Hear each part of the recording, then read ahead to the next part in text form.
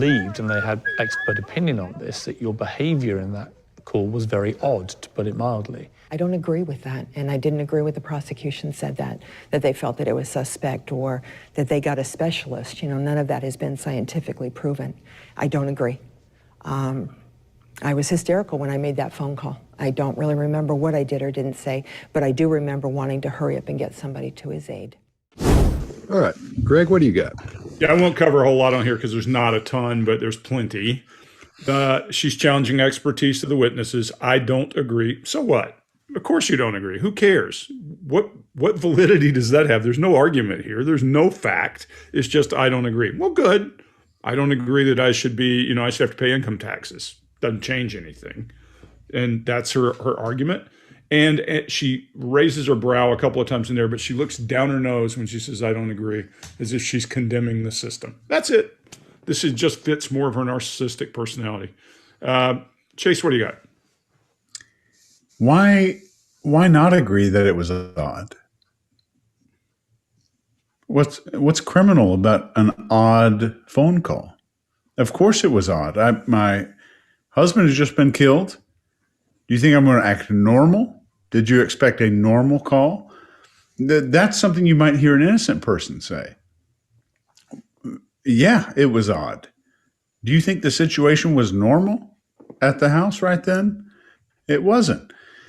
And she says, I wanted to get someone to his aid in this video. I wanted to get someone to his aid, which I think is extremely unusual. Not to help him, not to save him, not to save his life, and definitely not mentioning his name. And it's all about her plight and her suffering and not about his. Scott? Yeah, I think what we're seeing here is chaff and redirect, to use Greg's words. She throws out, after he says that, she just throws out a bunch of stuff and throwing stuff out everywhere, like out of the back of a plane, and all those little flares that come out. So the missiles heading up toward it, go chase those instead of the plane. That's what's going on there. And again, and like you just said, Chase, who talks like that?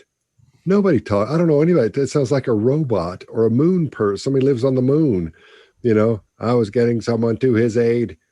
Nobody, that's so rehearsed, and she's so ready for that because, again, I believe she knows this is what she's got.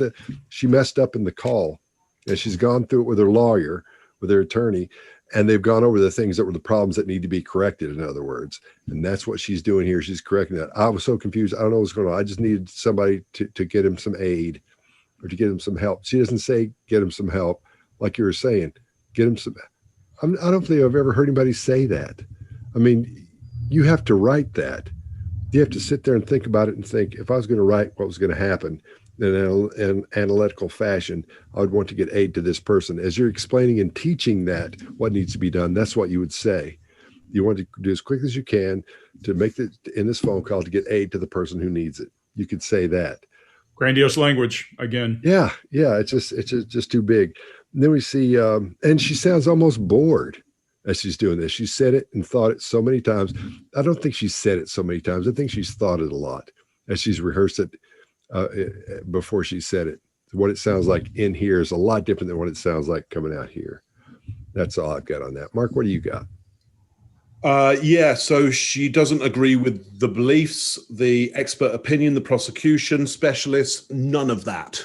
So basically, she doesn't agree with any of the structures that are being put forward to her. She's putting herself outside of the social structures that are going on, and you can probably imagine the personality type that isn't really part of general society.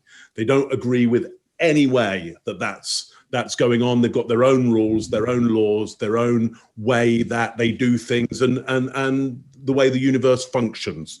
So she's not accepting of any other points of view there. And I think Piers has got her really riled now. And I think that because you're starting to see those eyes really widen and those bottom lids drop.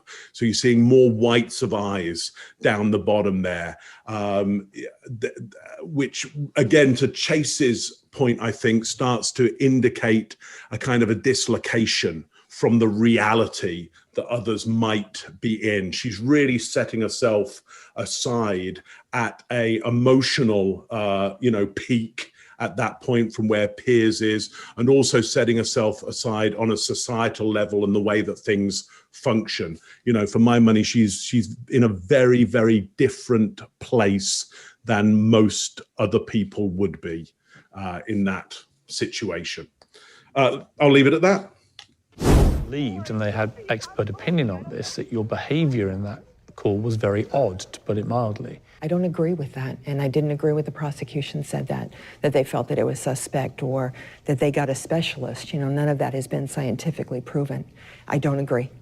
I was hysterical when I made that phone call. I don't really remember what I did or didn't say, but I do remember wanting to hurry up and get somebody to his aid.